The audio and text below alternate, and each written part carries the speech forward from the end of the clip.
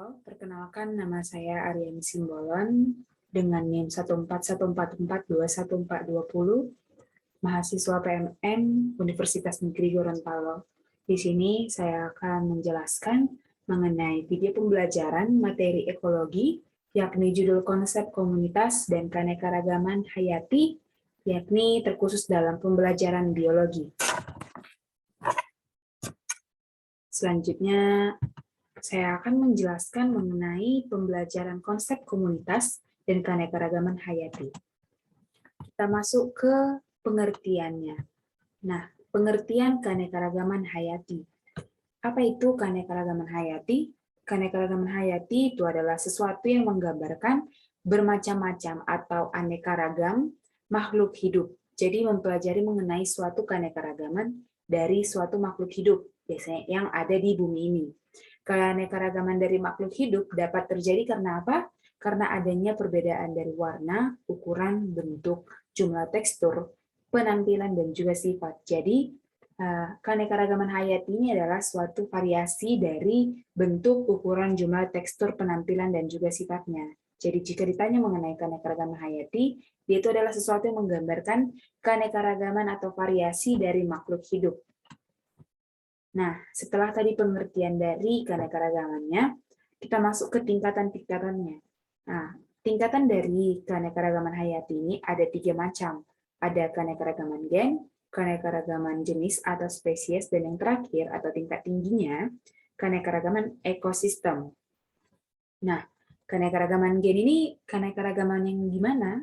Nah, keanekaragaman gen ini adalah keanekaragaman jenis yang pertama, yaitu variasi genetik dalam satu spesies tingkat tersebut, karena setiap individu mempunyai bentuk gen yang khas. Gen adalah materi dalam kromosom makhluk hidup yang mengendalikan atau mengatur sifat dari organisme. Gen setiap individu meskipun perangkat dasar penyusunnya sama, tapi susunannya berbeda, bergantung pada masing-masing induknya. Jadi, yang pertama ini adalah keanekaragaman gen, di mana keanekaragaman gen ini yakni variasi pada gen yang terdapat dalam tubuhnya. Jadi, keanekaragaman gen antar spesies itu pasti berbeda. Antar individu, keanekaragaman gen yang terdapat pada setiap individu itu berbeda-beda. Antara individu satu dan individu lain itu pasti gennya berbeda-beda. Nah, keanekaragaman gen ini adalah variasi genetik yang ada dalam satu spesies. Contohnya apa? Bisa kita lihat contoh gambarnya ini adalah bunga mawar, ada yang bunga mawar merah, bunga mawar kuning, ataupun oranye, dan lain-lain. Nah, keanekaragaman gen ini terjadi pada satu spesies. Jadi contohnya ini, bunga mawar, dia itu mengalami keanekaragaman hayatinya itu, yaitu keanekaragaman gen, yakni seperti keanekaragaman pada bentuk, warna, dan juga yang lain-lain. Jadi, dia itu terjadi pada satu spesies, dan keanekaragamannya bisa berupa warna, bentuk, dan lain-lain. Selanjutnya ada tingkatan yang kedua, ada keanekaragaman jenis atau keanekaragaman spesies. Jadi kalau keanekaragaman gen itu terjadi pada satu spesies, nah keanekaragaman jenis ini bukan dalam satu spesies lagi, yaitu biasanya dalam satu famili. Nah, dalam keanekaragaman jenis keseragaman individu, tapi antar jenis dijumpai keanekaragaman individu.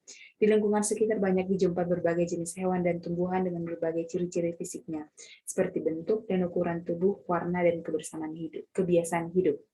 Nah, yang kedua ini ada tingkat keanekaragaman jenis, di mana tingkat keanekaragaman jenis ini terjadi pada satu lingkup famili, di mana bisa kita lihat contohnya.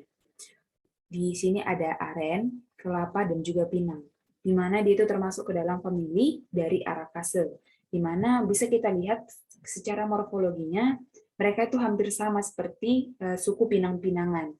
Namun dalam spesiesnya, mereka ini berbeda-beda. Ada spesies aren, lalu ada spesies kelapa, dan juga spesies pinang. Jadi keanekaragaman gen dan keanekaragaman jenis berbeda di variasinya. Ada variasi yang tingkat spesies, dan ada variasi di tingkat famili. Nah, bisa kita lihat perbedaannya di mana? Perbedaannya bisa di bentuk, ukuran tubuh, warna, atau kebiasaan hidup. Dan yang tingkat terakhir ada keanekaragaman ekosistem, di mana lingkungan hidup terdiri dari komponen biotik dan abiotik. Biotik ini adalah komponen yang hidup, seperti kita makhluk hidup, manusia, hewan, dan tumbuhan, sedangkan abiotik seperti udara, suhu, dan cahaya matahari. Di mana mereka itu, antara faktor abiotik dan biotik itu saling melakukan hubungan timbal balik, atau biasa kita sebut ekosistem, baik hubungan antar makhluk hidup maupun hubungan makhluk hidup dengan lingkungannya.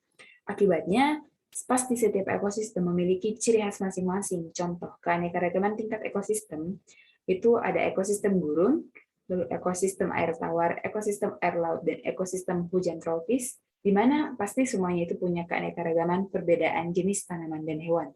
Bisa kita lihat contohnya, ekosistem dari laut. Nah, di mana antara ekosistem laut dan ekosistem hutan, pasti komposisi dari antara kedua ekosistem tersebut pasti berbeda. Di mana ekosistem laut pasti terdiri atas hewan-hewan atau animalnya itu ikan atau hewan-hewan yang bisa hidup di air. Sedangkan untuk yang di hutan bisa hidup di udara ataupun di darat, contohnya seperti ayam, burung, dan lain-lain. Jadi dari segi keanekaragaman ekosistem ini, antara komponen abiotik dan biotiknya berbeda antar ekosistem. Seperti ekosistem air laut dan air tawar, itu pasti berbeda komposisi dari ekosistem tersebut. Nah, jadi perlu kita ingat keanekaragaman hayati terdiri atas 3 tingkatan.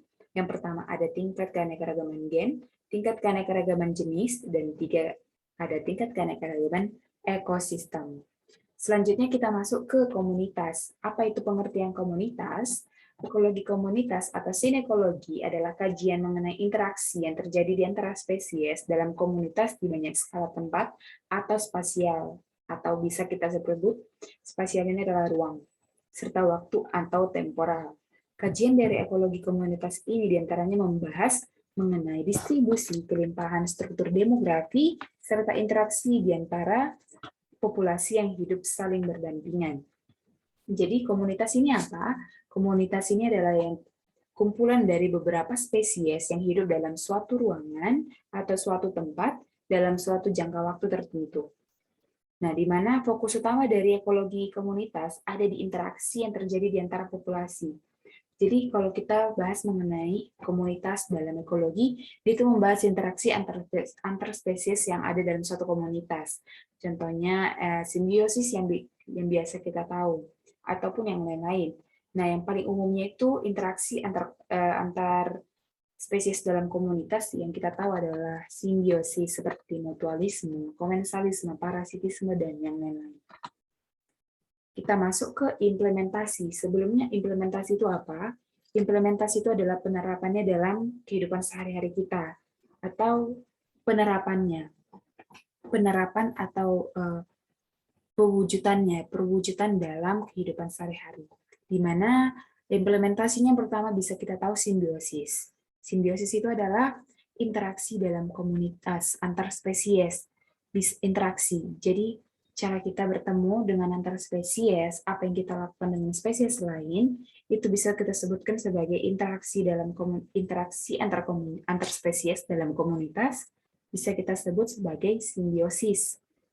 Jadi penerapannya antar konsep komunitas ini bisa kita tahu simbiosis atau interaksi antar spesies. Dan yang kedua ada keanekaragaman makhluk hidup, baik antar gen maupun spesies dalam kehidupan sehari-hari. Jadi kalau kita bisa melihat keanekaragaman hayati dalam kehidupan kita sehari-hari, bisa kita lihat dalam kehidupan sehari-hari kita bisa melihat beraneka ragamannya varietas dari makhluk hidup, baik yang tumbuhan maupun hewan. Banyak sekali keanekaragaman dari hewan dan tumbuhan tersebut yang bisa kita nikmati sampai saat ini. Nah, selain implementasi atau penerapannya dalam kehidupan, saya akan membahas mengenai manfaatnya. Yang pertama itu untuk biologi.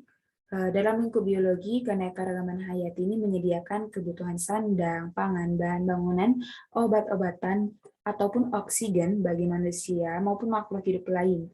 Nah, hampir seluruh kebutuhan makanan kita itu dari kita manusia ataupun makhluk hidup di bumi berasal dari hewan atau tumbuhan di alam liar. Jadi betapa berfungsinya keanekaragaman hayati yang ada. Jadi keanekaragaman yang hayati itu saling melengkapi untuk kebutuhan bersama kita makhluk hidup yang ada di bumi. Baik itu kebutuhan sandang, pangan, bangunan, obat-obatan, dan oksigen. Nah, yang kedua adalah sebagai sumber ilmu pengetahuan. Nah, ilmu pengetahuan adalah sebuah wawasan yang bisa memperkaya diri kita untuk memperbaiki diri kita ke depannya. Seseorang harus mengetahui ilmu anatomi hewan dan tumbuhan agar bisa mengembangkan potensi atau kekuatan dari tumbuhan dan hewan tersebut. Dengan meneliti flora atau tumbuhan, dan manusia bisa mendalami berbagai ilmu, terutamanya adalah biologi. Penelitian tersebut akan menghasilkan berbagai metode keilmuan, misalnya perkembangbiakan vegetatif buatan pada hewan maupun tumbuhan, di mana keanekaragaman yang ada itu bisa kita memanfaatkannya dengan cara kita menemukan bagaimana perkembangan biakannya, baik vegetatif maupun generatif, supaya keanekaragaman itu bisa berkembang dengan baik. Kita bisa menilai dan mengambil potensi yang ada di dalam dari tumbuhan tersebut sehingga bermanfaat untuk kehidupan kita sehari-hari. Jadi itu adalah fungsi dari ilmu pengetahuan, di mana itu untuk menolong kebutuhan dari makhluk hidup itu sendiri. Nah, sekian dan terima kasih. Semoga video pembelajaran dari konsep komunitas dan keanekaragaman hayati, terutama dalam lingkup biologi, materi ekologi, semoga bisa bermanfaat untuk kita semua. Sekian dan terima kasih. Apabila saya ada salah kata, saya minta maaf. Terima kasih semua.